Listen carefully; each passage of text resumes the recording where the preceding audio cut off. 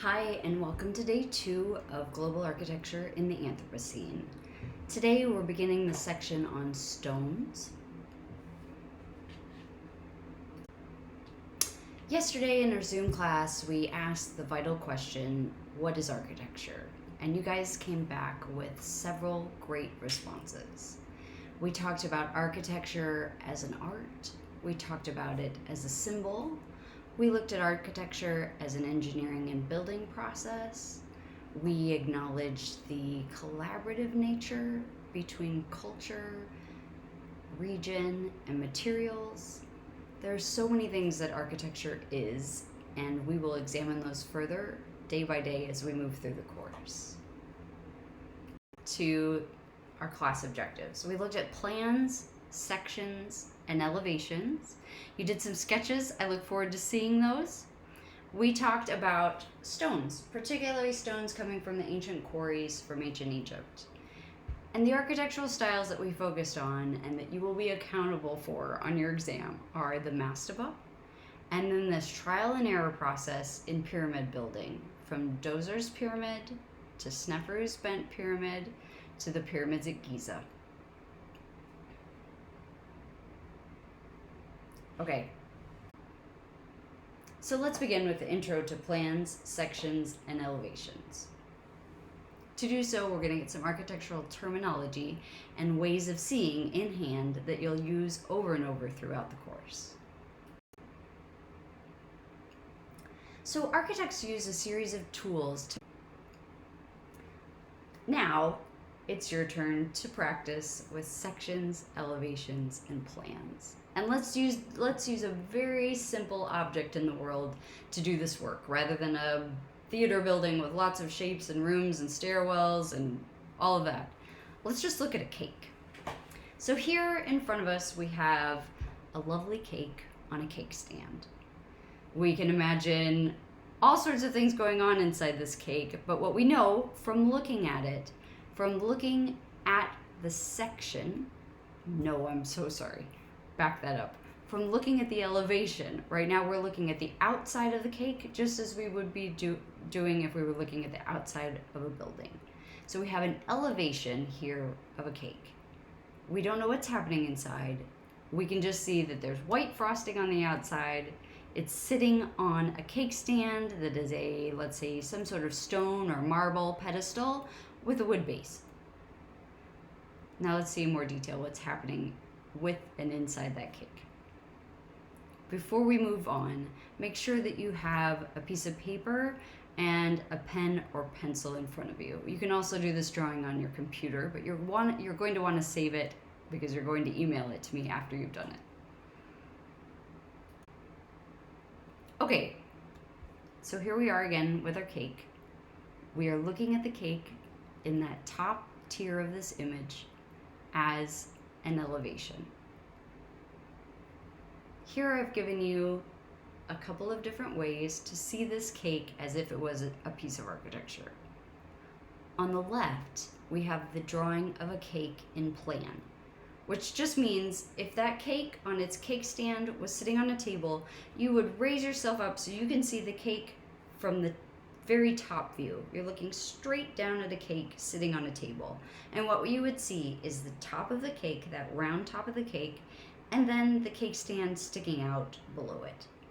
That's what these two layers are. Here we have the cake in this inner sphere, and this is the cake stand that you're seeing from the top down. Here we have a lovely cake section. Just like the theater, once we've split that cake in half down the middle and opened it up, we suddenly see everything that's inside that we couldn't have imagined. We've got rainbow stripes running through this cake, red, orange, yellow, green, blue, purple, and those are made known by a section of the cake. Now, let's imagine you were going to do an elevation drawing of the cake.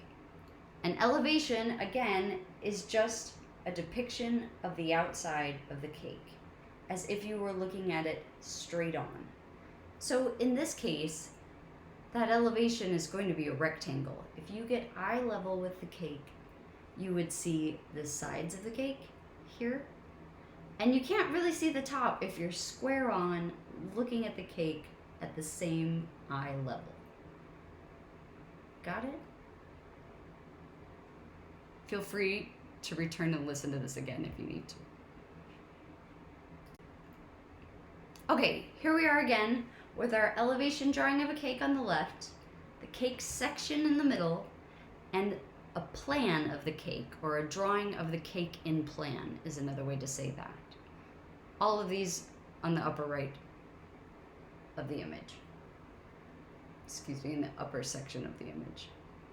Okay, so let's do the same with a very simple drawing of a house. When we think about children's drawings of houses, they usually make this little rectangular box, they put a triangle on it for the roof, and maybe a door and a couple of windows. This one has a chimney. But that simple child's drawing of the outside of a house when viewed from the front, that's an elevation. What would a section of the house look like? Take a minute, draw your section, and then draw your plan. Once you've finished those, take a picture with your phone and email it to my address. I look forward to seeing what you put together. There's no grade on this, and I'm not judging you on your drawing skills by any stretch.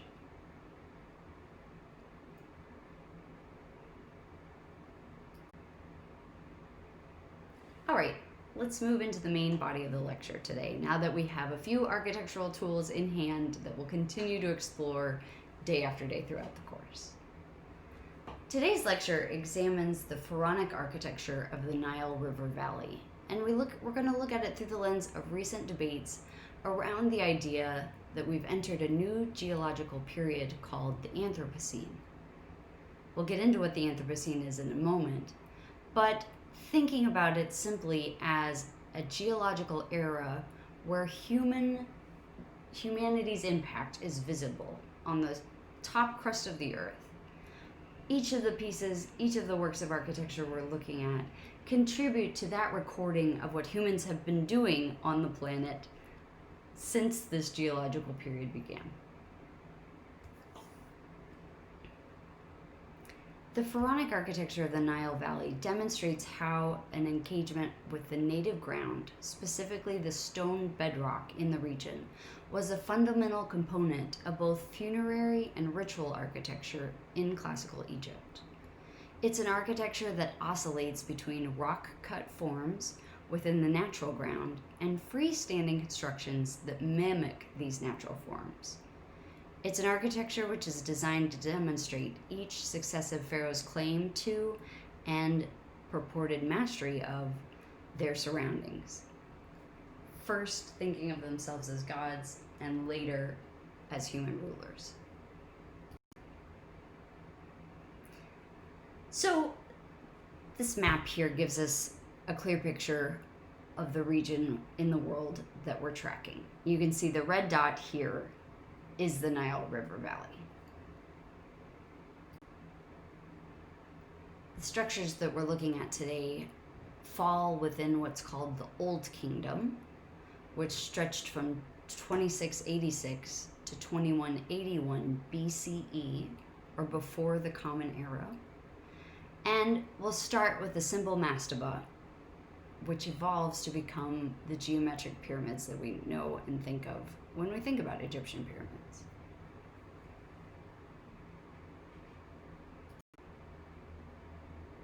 Here we are looking again at Egypt, locating our site today in the world. Zooming in, you can see a river of green running through the desert. This is the area marked out by the Nile River Valley. To get a clearer picture of what's happening in this location, this geographic location, let's take a second to look at the stones and rocks that are going to formulate the architecture we're examining in more detail. We've got igneous rock, which is basically solidified magma. Basalt is one type of igneous rock.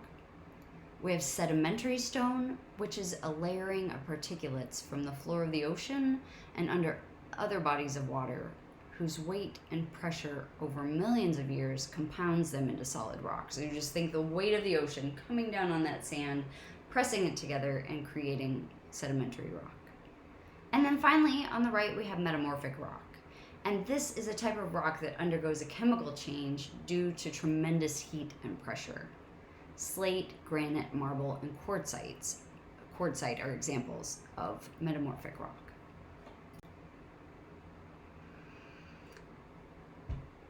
Even if Egypt is often seen as a desert, the region is honestly geologically quite diverse. And we can see from the map here on the left just exactly which types of stone can be found there.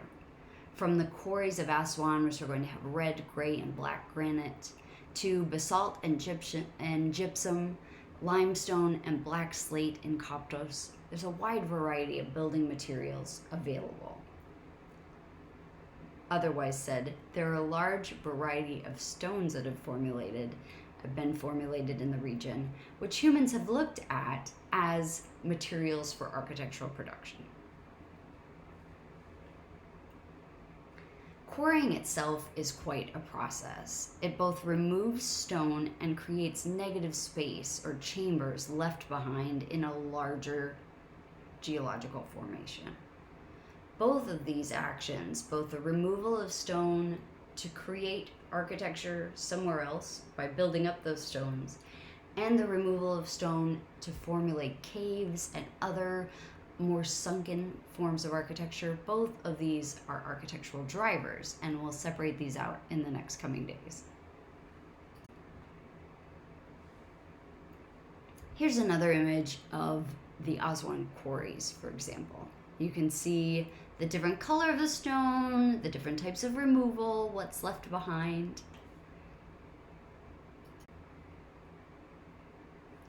And now let's look at pyramids themselves. So first, when I talk about the pyramids, what is the most common myth or story that's told about the pyramids?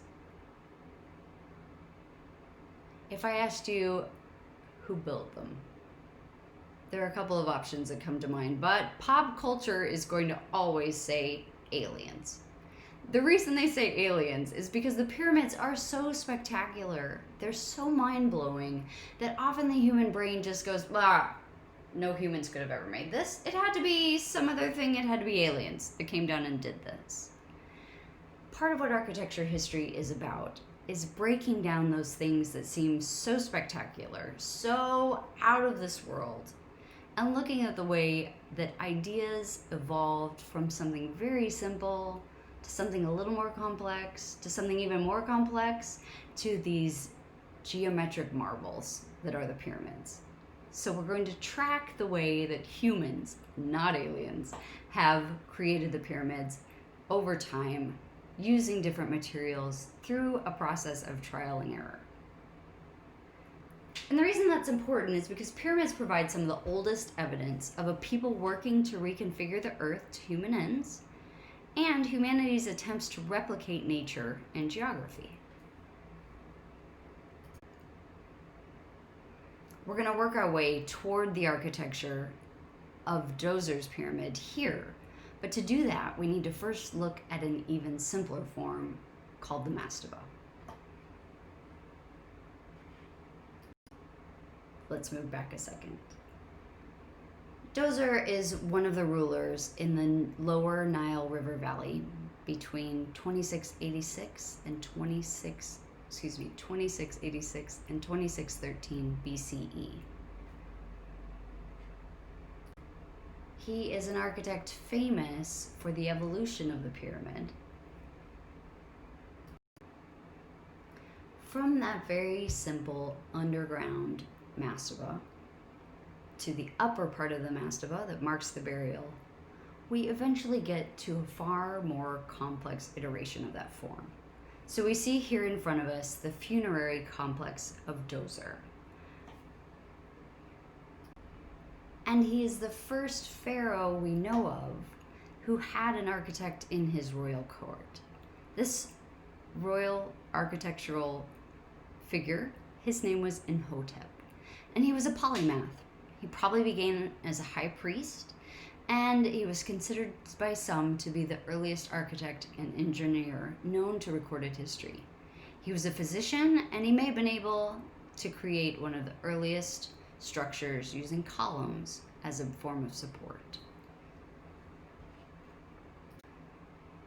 We know some of what Imhotep was up to through the burial and death records used by Dozer's court.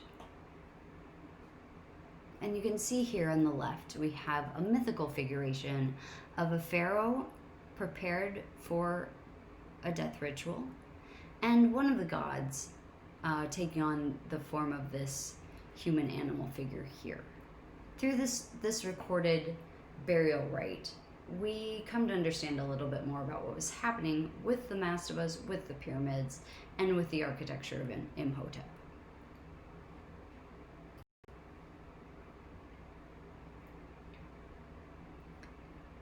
So again, thinking about the evolution from the mastaba to the pyramid, we want to think about a pyramid as a point on a line of an ongoing experimentation in elaborate burial spaces. We begin with burial in a rock pit, burial in a raised rock pit, burial in a rock pit with a monumental marking above the ground, which is that mastaba we looked at, and then an extreme elaboration of that above ground monument. So the mastabas and the pyramids were designed to provision the pharaoh for the afterlife. Dozer's step pyramid, which we see here on the left, looks like a series of steps. It might look like a layer cake. You see one layer on top of another, on top of another, on top of another. This particular step pyramid, Dozer's step pyramid, was built in the 3rd dynasty by Imhotep for the pharaoh Dozer. To create it, large stone blocks were excavated from those quarries that we saw a few minutes ago. They were shaped and moved onto the site. They take over from a tradition of older mud brick construction into something more solid, something meant to be more enduring through the use of stones.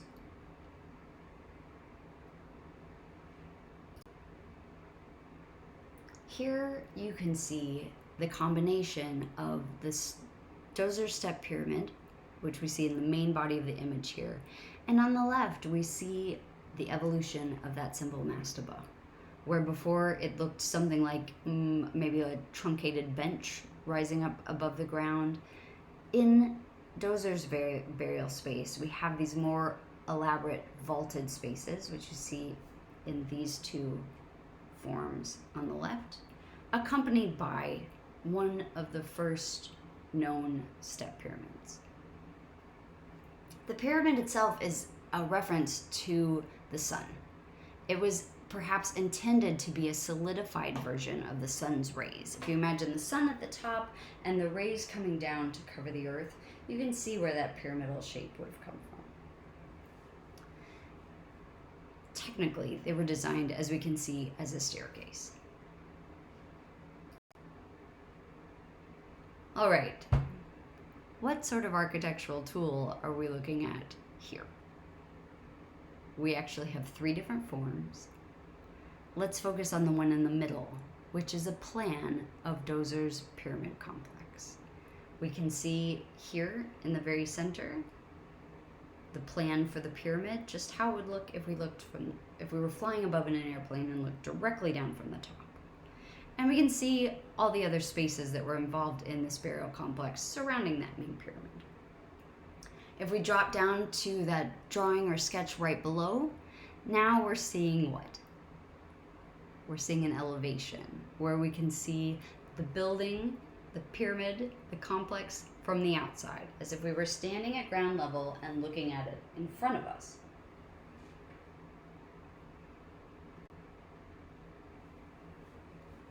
The main pyramid itself was built sequentially. The pyramid could not be completed while the pharaoh was still alive, so the construction had to continue afterwards. And you can see what happened, right? They started with that classic underground burial vault, which we saw in the mastaba. Then we have the rising chamber, and we have here, in this dark brown form, a classic mastaba. If there was nothing else happening above, this would have been part and parcel of the mode of burial for the time period. But Dozer wanted something more grand. He wanted something that would stand out. He wanted something that would visually represent him and his position as the sun god long after his death. So we see Step Pyramid 1 emerge in this kind of darker mustardy color. As that was being built, it was not grand enough, and he requested and required that a larger pyramidal structure be built up on top of that. And that's what we see here in Pyramid 2. When you see it from the outside today, as we saw in the image before, you just see one large layered cake step pyramid.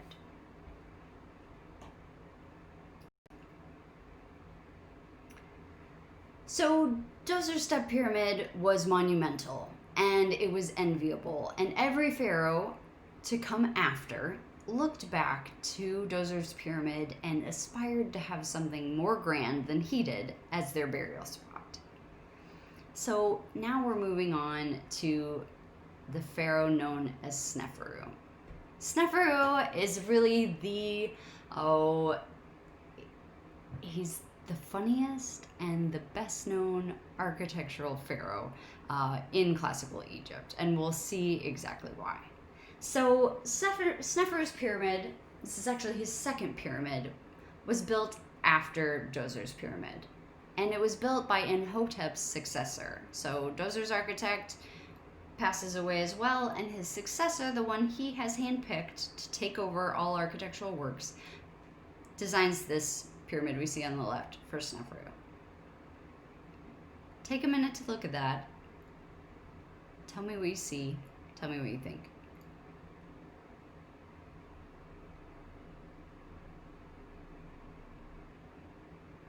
So this Pyramid of Meidum, as it's known, it's actually really awkward. And it was incredibly embarrassing for Sneferu. He set out to build the tallest, most glorious pyramid, and you can see with that high slope of the sides, he is aiming for height. You can also see up here how the pyramid didn't make it up to that increasingly rising point that he hoped that it might. And we've got all this mess down at the bottom. Each of these elements tells us that something went really wrong. So during the construction of the pyramid, whose final design was supposed to look like this schematic drawing that you see on the left, a series of errors took place. In order to make this pyramid more grand, more elaborate than Dozer's pyramid, Sneferu wanted the pyramid to be covered in a shiny stone finish. And we can see the results or the residual of that shiny stone finish here.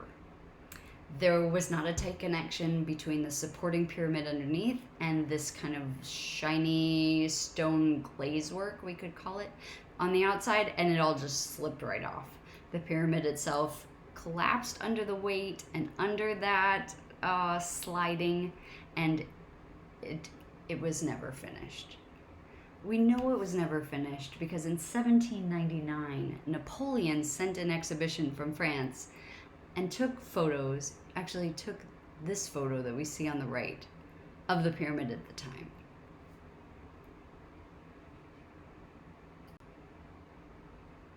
So here we are with the Pyramid of Meidum, an embarrassment for Sneferu, certainly not the burial space he wanted to be remembered by, and so another project ensued. Before we move on to that other project, though, there is one architectural innovation here that stands the test of time. It's something that will be repeated again and again and was novel. It was a novel creation by Imhotep's successor. And it's what's known as the corbelled ceiling. If I ask you to take a second to look at this series of images, what might you say a corbelled ceiling is?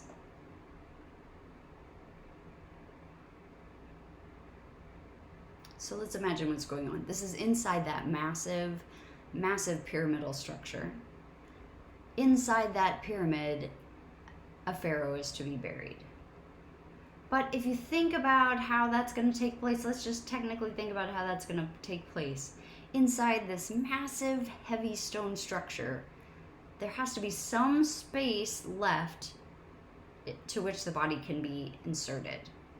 And the weight of the materials above need to be guided, handled in such a way that they don't just collapse from their bulky, heavy mass down onto that buried body.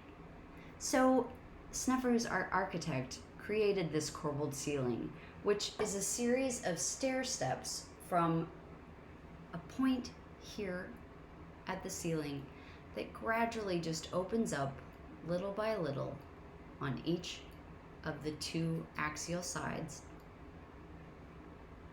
And it's a load-bearing structure such that all of the weight above the pyramid is distributed down the sides of that corbelled ceiling rather than just a flat, let's say if you had a flat roof over the burial chamber, that flat roof would eventually kind of crack and collapse in the middle. So it's a really important architectural innovation, this corbelled ceiling, even though Sneferu's pyramid was a flop and an embarrassment. So let's move on to Sneferu's second effort. It's known as the Bent Pyramid. Its construction took place between 2613 and 2589 in the Old Kingdom. Again, still in the Lower Nile Valley. Made this time out of limestone blocks varying in size. All right, what do you see when you look at this?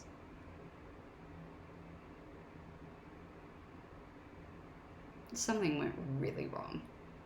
If we think about the ideal of the sun rays beaming down, representing this masterful pharaoh on earth, this bent pyramid is not exactly that image. Sneferu was after the perfect geometric form. He wanted a perfect pyramid with shiny sides, a gold point at the top, the way that he had perfectly envisioned it in his mind and he expected his architect to execute. As we can see from the graphic in the upper right corner. So once the ground started shifting, things start going terribly wrong. Sneferu's architect has to come up with another plan. They decide to just get this horrible embarrassment over with, change the grade of the top of the pyramid, and just get it done. But again, Sneferu is in no way pleased. This is not an honor to him. It is an embarrassment once again, and he refuses to be buried there. So on to Pyramid 3 for poor Pharaoh Sneferu. Less than 1 mile from that bent pyramid, Sneferu finally gets the burial place that he's been after. We see here a beautiful pyramid on the left with a 43-degree angle, which was originally covered in limestone. It definitely wouldn't have been reddish orange as we see it today. It would have been a shiny, glossy, beautiful facade. This pyramid, the red pyramid, named for what it looks like now, not what it looked like before, took 10 to 17 years to complete. Now let's move on to the pyramids at Giza. If you go to Egypt and you're going to see the pyramids, these are the pyramids that most people go to see. And there's good reason for that. Now I'm going to ask you to do the research to find out what those good reasons are. Take a few minutes, use some reliable sources like Wikipedia, or you can go on ZSR's website and do a search under databases for a database called JSTOR. If you go into JSTOR and you search around for the pyramids at Giza, you will find all sorts of well-documented, well-supported information on those pyramids. So you see here on the left a series of questions. Fill in those questions, send the answers to me via email. You can go ahead and pause, take the time to do the research, and then move on to the next slides.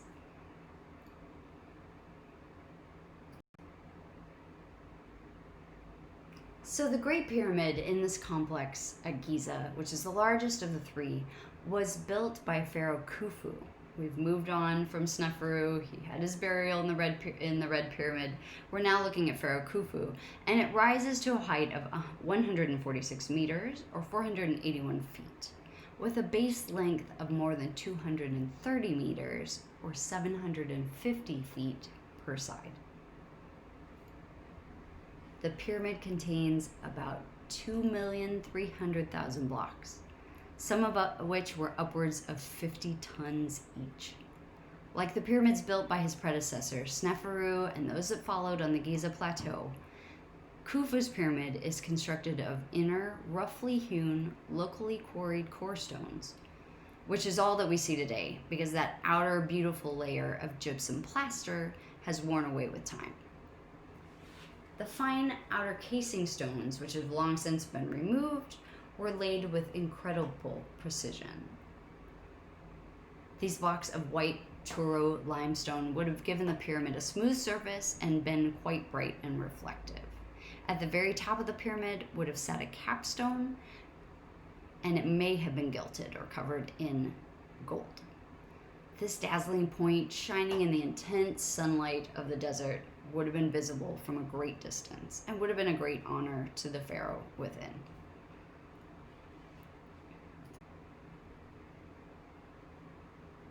So going back to that earlier thing about aliens, so many questions remain about the construction of these massive monuments.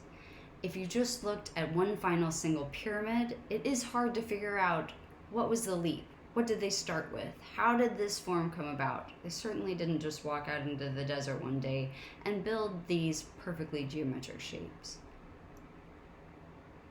And certainly no one person could have done it themselves. With some of those stones weighing over 450 tons each, it's been a real challenge to figure out how these were created.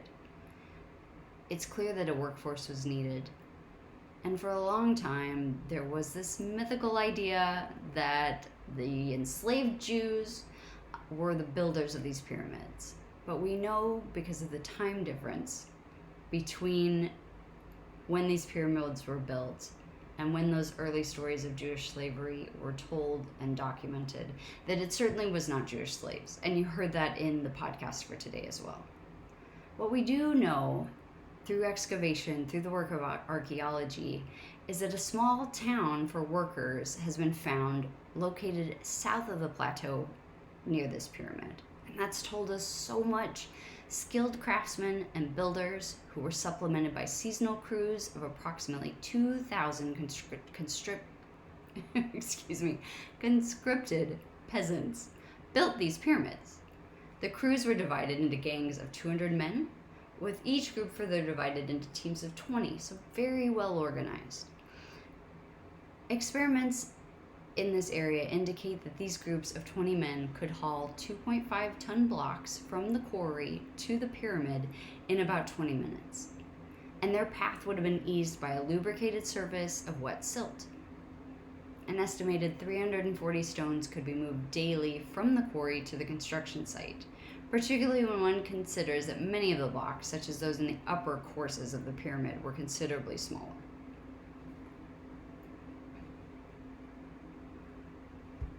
The other thing you learned from the podcast today is that it was an honor to build these pyramids. It wasn't slaves who did it. It was actually the farmers of this rich Nile Valley in the off season when one couldn't farm. They would go and work at the construction of these pyramids, and in return they would be buried next to the pharaoh. If at the time they considered the pharaoh a god, being buried next to that god is certainly going to do better things for the afterlife than a farmer might have been able to access on his own. So we see through archaeological evidence, through architectural evidence, just how complex, how different the narrative is in the construction of the pyramids than these older sort of mythical stories that we often hear. The other thing that's important when thinking about these massive pyramids is that they became mountains from the human perspective for the people building them.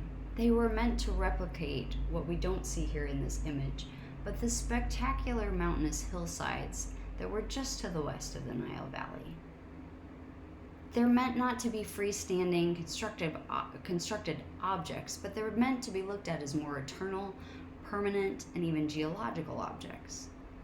Their very precise geometry gives a human order to the scale, different from the mountains, which would be more rough-hewn and would have changed and shifted and had a more organic shape over time. So they mark this point where humanity is doing its best to take the materials around them and replicate what they see in nature.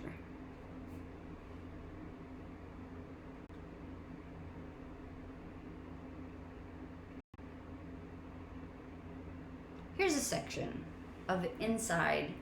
Again, a section always shows us the inside. It's as if we took a large knife and cut right through the middle of the pyramid from that top point all the way down to the bottom. We cut it in half and then looked inside at one of those halves. So here we see, it says the king's chamber, but would of course have been the pharaoh's chamber. We have this fascinating mode of construction, just as we saw in the corbelled ceilings of Sneferu's architect. Here we have a way, again, of balancing that huge mass that's going to be sitting above the burial chamber of the pharaoh, of dissipating that weight, again, using an important gabled structure at the top. We'll get into what gables are, but for right now you can just see that triangle, right?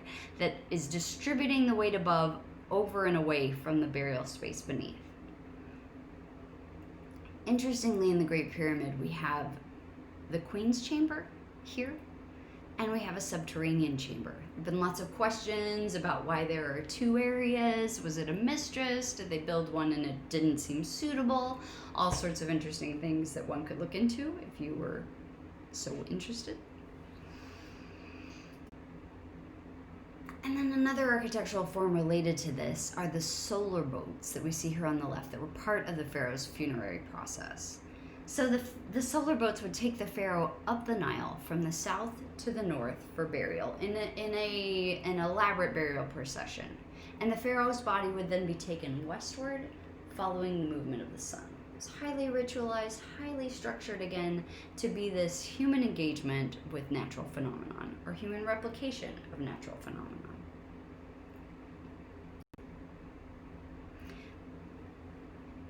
Here we have each of the pyramids that we've talked about today. We have the step pyramid of Djoser, spelled differently here, but same pyramid. We have Sneferu's attempted pyramid at Meidum, his final and successful pyramid. We have the red pyramid at these heights. The red pyramid is the final successful one. And then we have the Great Pyramid of Khufu, which you see the height over here at 150 meters, and poor Sneferu's bent pyramid loitering down here.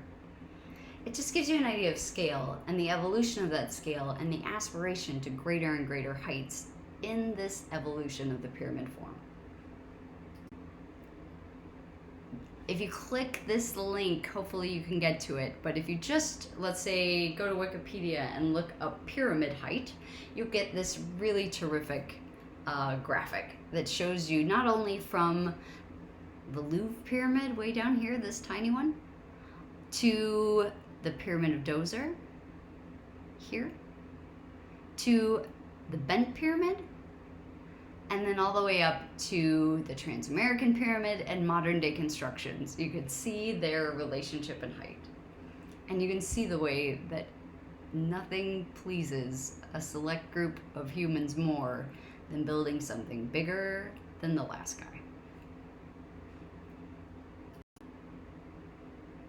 Here are a few more sections, right? Because we're looking straight into the interior chambers of the pyramid. A few more sections of the pyramids we've covered today. You will want to be familiar with these. They could show up on the exam.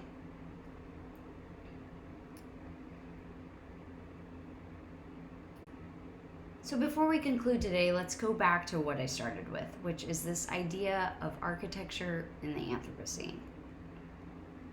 It may be a term you're familiar with. It comes up in a lot of conversations about climate and ecology. But when we think about just what is the Anthropocene, this graphic is, I think, really helpful. Geologists are very particular about the different names for geological ages. We have been thinking that we are here in the Holocene, up here, before the Pleistocene, and all of these other, you may be familiar with the Jurassic, all of these other pyramids before, where different things are happening on the surface of the earth. Different influences are taking shape in the mud and stone and carbon that is deteriorating from the organic matter. Each of those are making their mark in the earth's crust.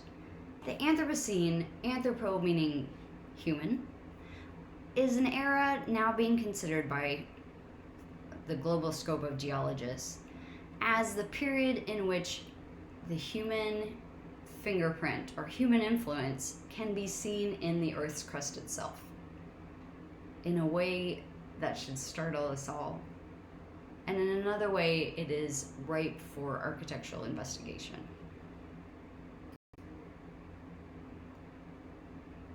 Take the time to watch this video. It's a great one. It just gives you an overview of what the Anthropocene is. And it's done by two people who have created this group called Crash Course, which is intended to just create kind of bite-sized information on huge topics. They work with everything from physics to geology to literature. Anything you're interested in, there's going to be a crash course on it, and they're fun. So take some time with that.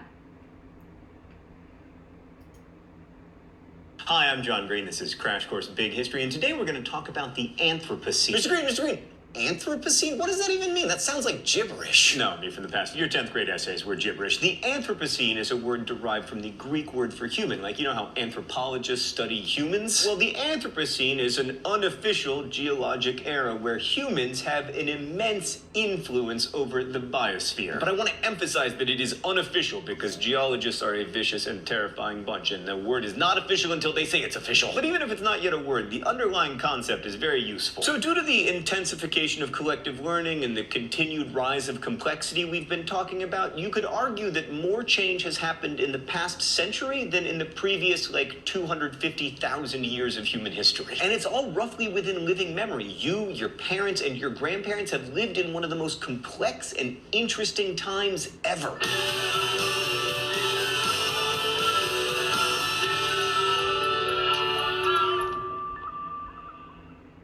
So since 1800, we've had a Cambrian explosion of innovation and discovery. Like in the last few years alone, we've discovered a fundamental particle that weaves together the fabric of the universe, the Higgs boson. We discovered the largest ever black hole, which is about 17 billion times the mass of our sun. We found preserved woolly mammoth blood. We even have electric cars that go more than 125 miles per hour. Although you should drive them more slowly, obviously. We've grown to a population of 7 billion people, and your phone has more computing power than all of NASA did when they sent men to the moon in 1969. And collective learning is increasing exponentially. Here's Emily Grassley from the Brain Scoop to help us understand the scale of that growth of knowledge. As human populations grow exponentially, collective learning is undergoing a snowball effect. In humanity's first 250,000 years as foragers, about 9 billion people lived and died. Thanks to agriculture, in the last 1,000 years, about 55 billion people have lived and died, and 7 billion of them are around now. This is great for rising complexity. We now live in a unified global network of billions of brains. Communication is almost instantaneous, and we harness the power of the Earth and Sun on a massive scale.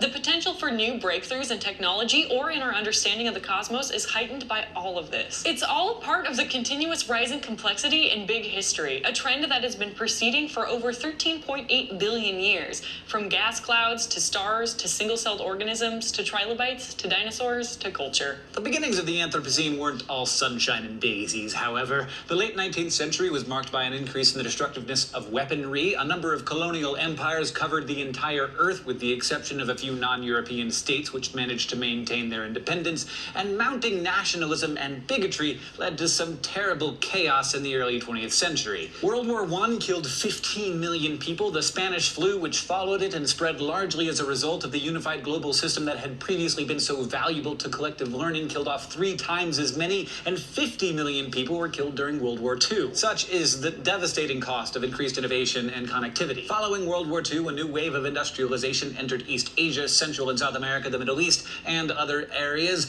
Newly developed crops, especially strains of wheat and rice, helped places like India and China, which in the mid-20th century still suffered famines. Their populations exploded for better or worse, and we harnessed the power of atomic fission, putting immense power in the hands of humans to be used for good or ill. It's the threat of nuclear holocaust combined with the possibility of an asteroid impact or supervolcanic eruption that makes scientists like Stephen Hawking encourage the colonization of the solar system to increase the chances of our species surviving.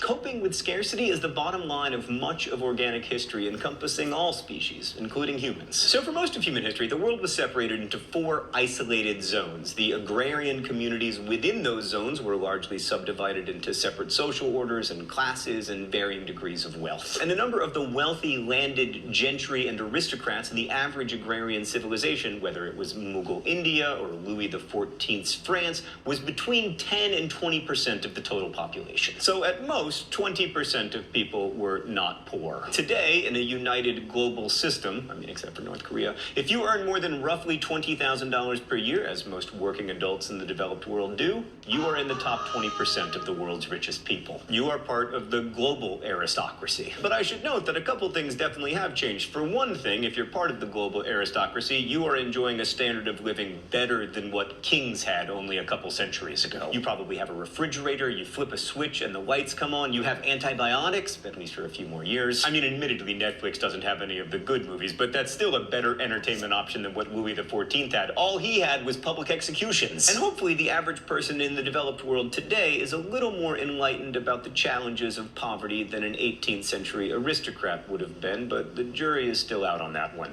That's why first world problems is a meme, right? But how we behave toward the developing world in the next 100 years will determine much of how we are viewed not only by them, but by the thousands of future generations that come after us and read of our deeds in history. So, is human history a story of progress where life has become better for most people over the course of 250,000 years? And will life continue to get better for most people during the Anthropocene? We're going to try to answer that by looking at the Anthropocene in light and shade, which is basically just a list of pros and cons. Pro. Since 1970, manufacturing jobs have lifted approximately 600 million people out of poverty. Modern technologies can now feed and clothe more humans than ever before. Con. More people in the developing world are forced from traditional ways of life and into factory jobs with poor safety standards, long hours, and measly wages. And a lot of the goods that they produce go overseas to enhance the standard of living of a prosperous and wealthy developed world. And while the ratio of impoverished to wealthy countries in 1820 was about 3 to 1, today it's closer to 72 to 1. Standards of living may be increasing on average, but the wealth inequality gap is getting wider and wider. But pro, we have managed to harness a lot of energy. Our use of coal and oil and nuclear power. These energy flows have allowed us to generate an astounding amount of complexity in our little corner of the universe and improve people's standards of living. Yeah, but con, current modes of production rely heavily on non-renewable resources that are not great for the environment. Unless you've been hiding under a rock for the past 20 years, you will probably have heard of climate change and the potentially devastating effects it will have. Furthermore, as humanity continues to force the environment to adapt to our needs, we are accelerating the rate of extinction of plant and animal species that don't happen to be useful to us. One of the reasons we call this period the Anthropocene is if humanity were to suddenly disappear and aliens were to land on Earth 500 million years later and start excavating, even if they saw no sign of the humans on the fossil record, they would see a mass extinction event rivaling the 5 most devastating mass extinctions in pre-human history. Pro. Collective learning's advances in medicine, agriculture, and genetic engineering have in the past 200 years lowered the death rate and freed billions of people from the cycles of starvation and famine that affected agrarian civilizations. Con. The tremendous expansion of populations in India and China have created a severe problem for the infrastructures of those countries. We now have 7 billion people on Earth and will grow to between 9.6 and 12 billion later in the century. Yet at our current rates of consumption and modes of production, the world could only support a population of 2 or 3 billion people who enjoy the same standard of living as people in the United States do. China's population may level off by around 2050. India's might level off by 2070. But sub-Saharan Africa, a region of the world that already suffers from the highest levels of poverty and is least equipped to deal with problems of overpopulation, is set to expand enormously even past the year 2100. Add to this the likelihood that climate change will reduce the amount of arable cropland on the Earth by 10 to 25%, and we may have a severe population problem on our hands. And as we can see from the population cycles of of the agrarian period, overpopulation tends to spark more violence. Pro, in the long term, development of a country's economy tends to change demographic trends. While an agrarian civilization benefited greatly from a farmer having half a dozen kids, first to combat the high infant mortality rate, and second because by the time they were 12 they could help out at the farm, today kids take 18 to 22 years to educate. And they're expensive. Also, adults end up having other opportunities open to them. Fewer kids, more hours on the Xbox, or pursuing a law degree, or a high-flying business career, whatever. Economic development can slow population growth. And many of the developed regions of the world populations are stabilizing, which is why it is important to foster economic growth in places like sub-Saharan Africa. But what drives a lot of that economic growth?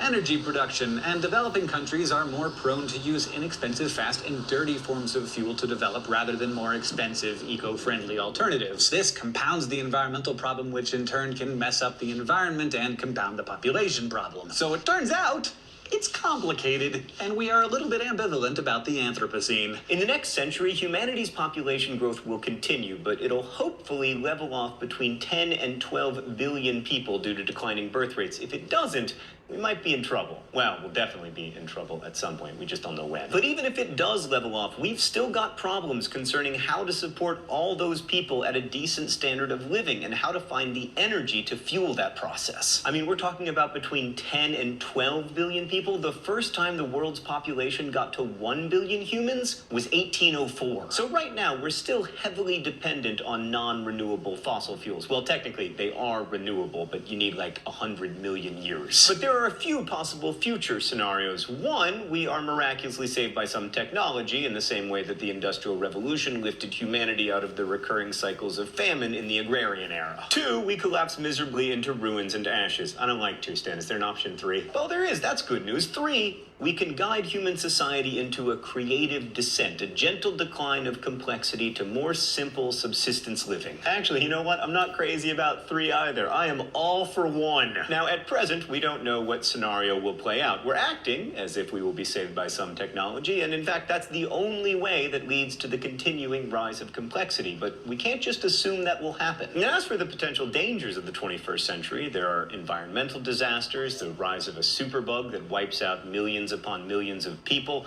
possible global conflict, or a rise in instability. The next 50 years will be fraught with a lot of risk, but if we can somehow make it through what some call the 21st century bottleneck, things start to brighten again. We'll be a stable population of 10 to 12 billion increasingly well-educated and interconnected innovators, and that's great for collective learning in the 21st century. Who knows where such massive potential could lead? It's important to remember that while there are 7 billion people in the world right now, many of them don't have access to good education, and that limits their innovative potential. If in the future we see less poverty, as we've seen in the last 20 years, and more access to education, I'm kind of hopeful. As far as we know, we are unique in the universe, and if for nothing else, it is our duty to our own innate curiosity to survive and to see where this rising complexity leads. Our task as a species in this century is to survive it. If we can just manage that from the end of the 21st century, the universe may take us in 1,000 astonishing directions. More on that next time.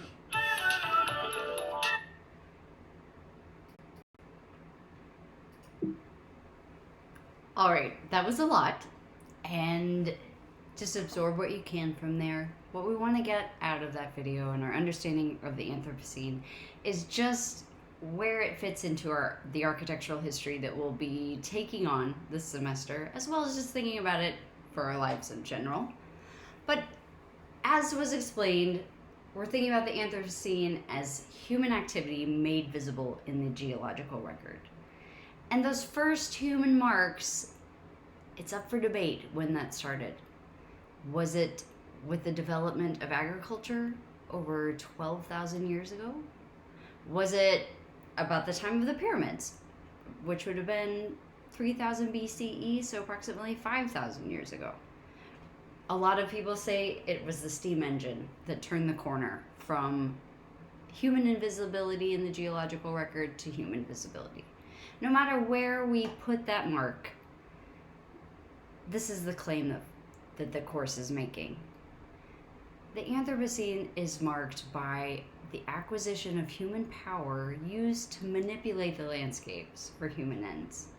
It requires an immense labor force and social organization, And to create things like the pyramids and every architectural form we'll see going forward, it requires a worldview that sees stone in this case, but any object around us, as something that is for humans. We look at those mountains out there and we don't see them as mountains sitting still for their own good. We look at them as something for me to see, or for me to appropriate, or for me to dig into and make countertops out of, as we'll see down the line.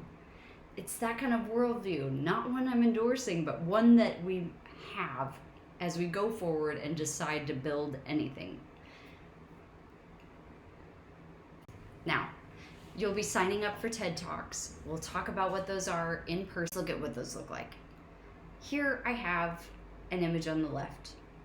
It is a geologic map.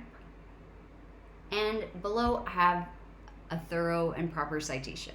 First, I'm giving you the name of the image that we're looking at. I'm giving you the date that it was created, 2005. Then I'm showing you the group that created the image. Sometimes this is a photographer, sometimes this is an artist.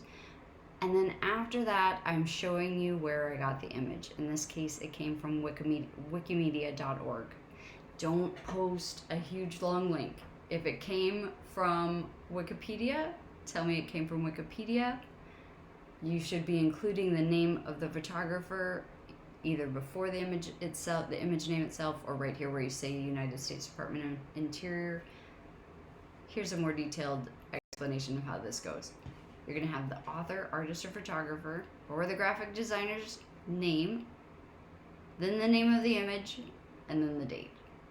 Here's an example. Leonardo da Vinci created the Mona Lisa between 1503 and 1519. If you want to get fancy, you would tell me it's a piece which is an oil on canvas painting. Here are its dimensions, and it's in the Louvre, and this is the source. For most things you do, you're just going to tell me the name of the artist, the name of the image we're looking at, the date, and where it came from. And then you're going to put this link, this hyperlink, this is going to go in your notes below the slide, not on the screen. So for example, it'll go down here like this. All right, this has been a lot for today. Thanks for your attention. I look forward to your questions and comments when we meet again together next time.